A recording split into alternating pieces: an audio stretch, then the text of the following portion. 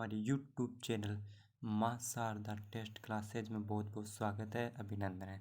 जैसा कि हमने आपको बताया था कि आपकी डेली साइंस की क्लास लगेगी और हमने इस बैच का नाम साइंस वीर बैच रखा गया है। हमने कल भी क्लास ली थी, आज फिर एक क्लास है। रोज़ इसकी क्लास लगेगी, डेली इसकी क्लास होगी और इसको समाप्त किया जाएगा। ये क्लास ऑल कॉम्पिटिटिव एग्ज़ाम सभी के लिए महत्वपूर्ण है। अगर आप किसी भी परीक्षा की तैयारी कर रहे हो, चाहे वो राजस्थान लेवल की हो, चाहे वो इंडियन लेवल की हो, अगर आप में साइंस विषय है उस टॉपिक में, तो ये आपके लिए बहुत ही इम्पोर्टेंट साबित होने वाली है।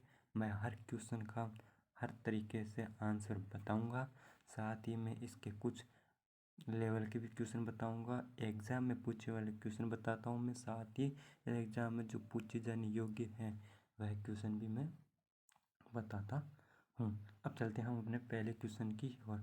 दोस्तों, अब हम पहले क्वेश्चन की ओर चलते हैं। इसमें पहला क्वेश्चन है, मादा पक्षी में किस और अंडा से विकसित होता है? जी हाँ दोस्तों, एक होता है नर पक्षी, एक होता है मादा पक्षी।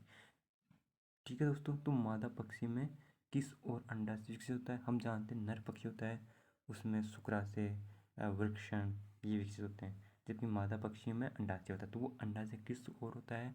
क्या वो बाई ओर होता है, क्या वो दाई ओर होता है? तो दोनों ओर होता है। क्या वह दोनों ओर परंतु अंडवाहिनी रहित होता है? क्या वह दोनों ओर क्या अंडवाहिनी रहित होता है? तो हम इसका जानते हैं विस्तार से आंसर। तो इसका हम विस्तार से आंसर जानते हैं। तो इसका आंसर हो जाए मादा पक्षी में किस और अंडा।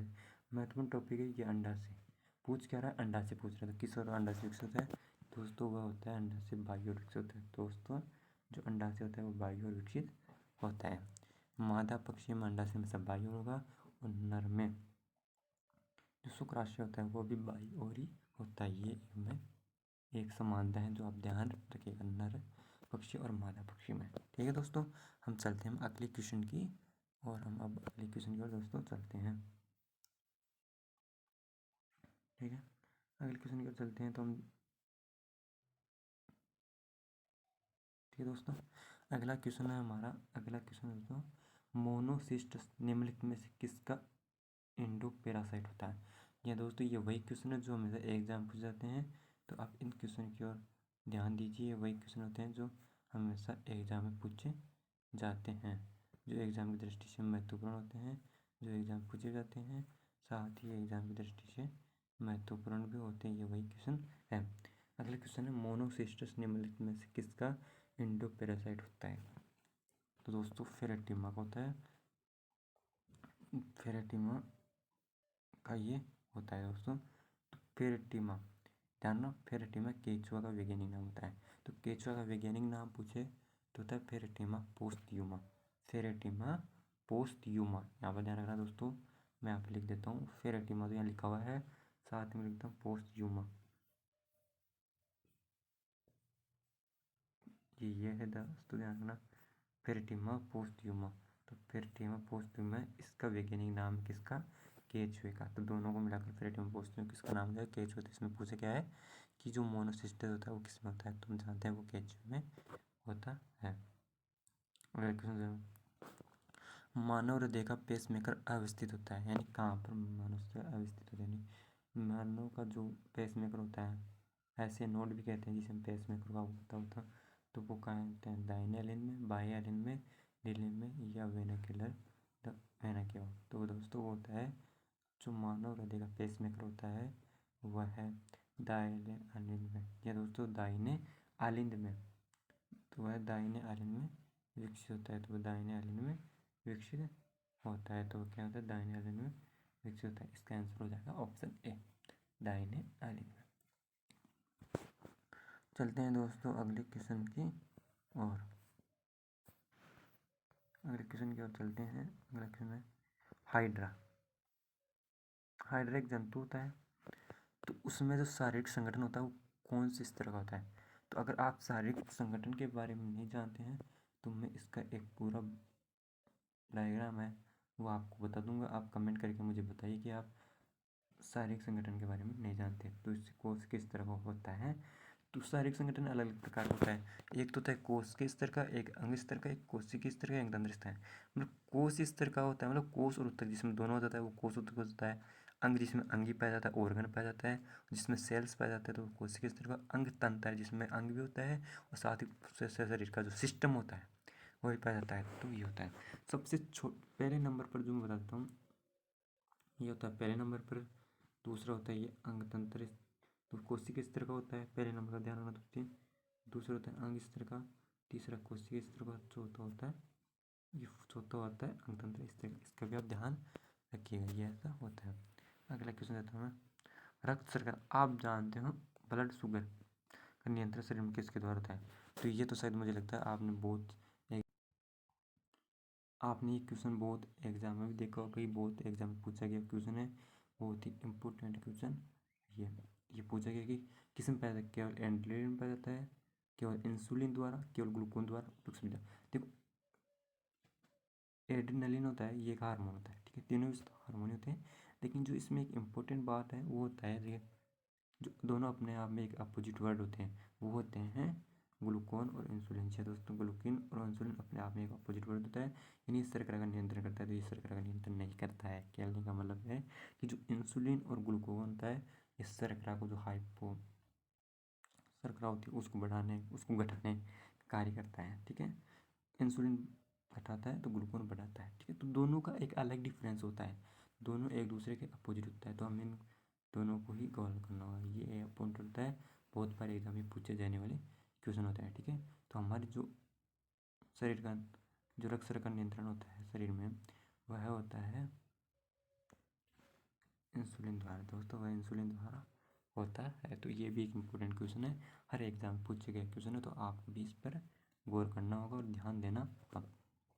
दोस्तों अभी तक भी अगर आपने वीडियो को सब्सक्राइब नहीं किया, वीडियो को तो लाइक करना है आपको। वीडियो क्या करना है दोस्तों? लाइक करना है। तो अभी तक भी आपने वीडियो को लाइक नहीं किया है तो वीडियो को लाइक कर दीजिए दोस्तों। चैनल को सब्सक्राइब करके चैनल के पास में जो बेल आइकन का बटन है उसे दबा दिए, ताकि हमारा नोटिफिकेशन आपको तुरंत प्राप्त हो जाए और आप क्लास के लिए अटेंडेड हो जाए। ठीक है दोस्तों, अगले क्वेश्चन की ओर हम चलते हैं। बॉम्बिक्स मोराई तो किसका आता है? तो बॉम्बिक्स, पहली बात तो मुझे ये बताओ कि जो बॉम्बिक्स मोराई होता है पेड़ होता है, ठीक है, ये तो जानते हो आप। लेकिन मैं मतलब जो पेड़ होता है बॉम्बिक्स मोराई वो किसका होता है? तो आप जानते हो सर, वो रेशम का होता है। तो किसका होता है? जो वो रेशम का होता है। पहली चीज़ इसमें जानने का जरूरी है, ये बॉम्बिक्स मोराई का पेड़ होता है किसका होता है? रेशम का होता है। किसका होता है? रेशम का होता है। अब बात है रेशम से हम क्या क्या प्राप्त होता है? क्या नीम, पान, कपास ये प्राप्त होता है रेशम से? नहीं। तो रेशम से क्या प्राप्त है? शहद प्राप्त है। तो दोस्तों इस प्रकार हम हल करेंगे तो हमें जल्दी ही हल कर लेंगे, मतलब हमें हर क्वेश्चन का जवाब प्रॉपरली तरीके से समझ में भी आ जाएगा और इसका हम हल भी ढूंढ लेंगे। आप देखो बॉम्बिक्स मोराई मतलब किसका, ये बॉम्बिक्स मोराई है ना, मैं आपको बताऊँ बॉम्बिक्स मोराई है ना, वो रेशम का वैज्ञानिक नाम है। किसका नाम है? रेशम का वैज्ञानिक नाम, यानी साइंटिफिक जो नेम होता है, ऐसा लिख सकता हूँ इसे, साइंटिफिक नेम यानी वैज्ञानिक नाम, साइंटिफिक नेम, वैज्ञानिक नाम है किसका? रेशम का वैज्ञानिक नाम क्या है? Bombyx mori. मोराई भी बोलते, मोरी बोलते, ठीक है। तो वो किससे प्राप्त है? शहतूत से। तो भी आप इम्पोर्टेंट है, ध्यान रखिएगा दोस्तों। चलते हैं हम अगले क्वेश्चन की ओर।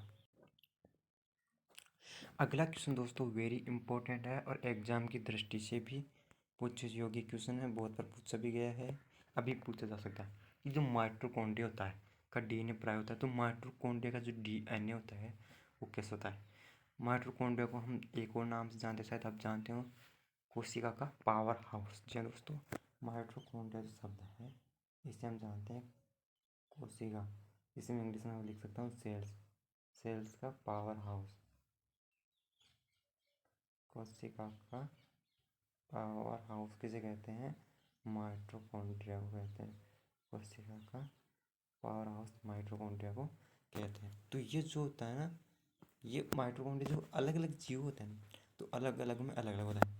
कई में ये नगण्य भी होता है, कई में ये नगण्य भी होता है, तो कई में ये वृत्ताकार भी होता है, कई में ये द्विसूत्री भी होता है। तो मतलब तीनों इसमें पाए जाते हैं।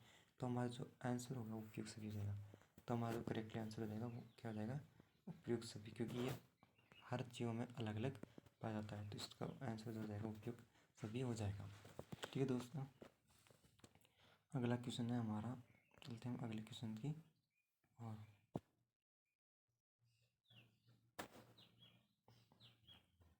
अगला क्वेश्चन है निम्नलिखित रुधिर वर्ग वाला व्यक्ति सर्वग्राही होता है। हाँ, सर्वग्राही का मतलब क्या होता है दोस्तों, आप जानते हो क्या? सर्वग्राही का मतलब होता है सबसे ले सकता है। सर्वग्राही का मतलब होता है सबसे ले सकता है। एक तो होता है सर्वग्राही, एक होता है सर्वदाता। सर्वदाता का मतलब सबको दे सकता है। तो सर्वदाता मतलब सर्वस्व दे सकता है। एक होता है सर्वग्राही जो सबसे ले सकता है, एक होता है सर्वदाता जो सबको दे सकता है ब्लड। ठीक है, तो सर्वदाता होता है वो तो होता है ओ दोस्तों, सर्वदाता होता है वो तो होता है ओ, सर्वग्राही होता है वो होता है AB। दोस्तों सर्वग्राही AB, क्योंकि ये हम जो AB ब्लड ग्रुप वाले होते हैं ना, ये सबसे रक्त ले सकते हैं। मतलब ये A से भी ले सकते हैं, B से भी ले सकते हैं, O से भी ले सकते हैं और AB से भी ले सकते हैं। और जो O है वो सबसे ले नहीं सकता लेकिन सबको दे सकता है। मतलब ये A को भी दे सकता है, O को भी दे सकता है, AB को भी दे सकता है और O को भी दे सकता है। दोस्तों ये है सर्वदाता और सर्वग्राही में अंतर, जो आप जान चुके होंगे। हम चलते हैं हम अगले क्वेश्चन की और अगला क्वेश्चन है दोस्तों कि किसके उत्पादन को विटीकल्चर कहते हैं। विटीकल्चर किसकी खेती को कहते हैं? उत्पादन मान सकते हैं, प्रोडक्ट मान सकते हैं, या फिर इसकी फार्मिंग मान सकते हैं, कहते हैं। तो विटी जो कल्चर होता है वो किसकी कहते हैं दोस्तों? वो क्या संतरा की कहते हैं, केसरी कहते हैं, या अंगूर की कहते हैं, सेब कहते हैं? दोस्तों इसका करेक्ट आंसर हो जाएगा अंगूर। अंगूर की खेती को हम विटी कल्चर कहते हैं। या दोस्तों विटीकल्चर अंगूर की खेती को हम कहते हैं। और भी होते हैं जिसको हम मतलब अलग अलग प्रकार को अलग अलग नाम दिया गया है। जैसे दुग्ध क्रांति होता है तो दूध को कहते हैं। तो दोस्तों लाल क्रांति होता है तो टमाटर को होता है। तो वैसे ही विटीकल्चर होता है वो अंगूर को कहते हैं। दोस्तों आज के हमारे इस वीडियो में इतना ही। वीडियो अच्छा लगा तो दोस्तों वीडियो को लाइक कीजिए, शेयर कीजिए और कमेंट करके हमें बताइए कि आपको ये वीडियो कैसे लगा। साइंस वीर में आपका स्वागत है दोस्तों। साइंस वीर आपको जो क्लासेज हैं बैच है वो कैसे लगे हमें कमेंट करके ज़रूर बताइए। साथ ही हमारे यूट्यूब चैनल माँ शारदा टेस्ट क्लासेज को सब्सक्राइब कीजिए और बेल आइकन को प्रेस करके ऑन रखें, ताकि हम जब भी आपकी क्लास लें तब आपके पास नोटिफिकेशन पहले से ही पहुंच जाए। ठीक है दोस्तों, इस वीडियो में इतना ही। मिलते हैं नेक्स्ट वीडियो की ओर डेली साइंस वीर बैच के साथ। तब तक के लिए नमस्कार दोस्तों।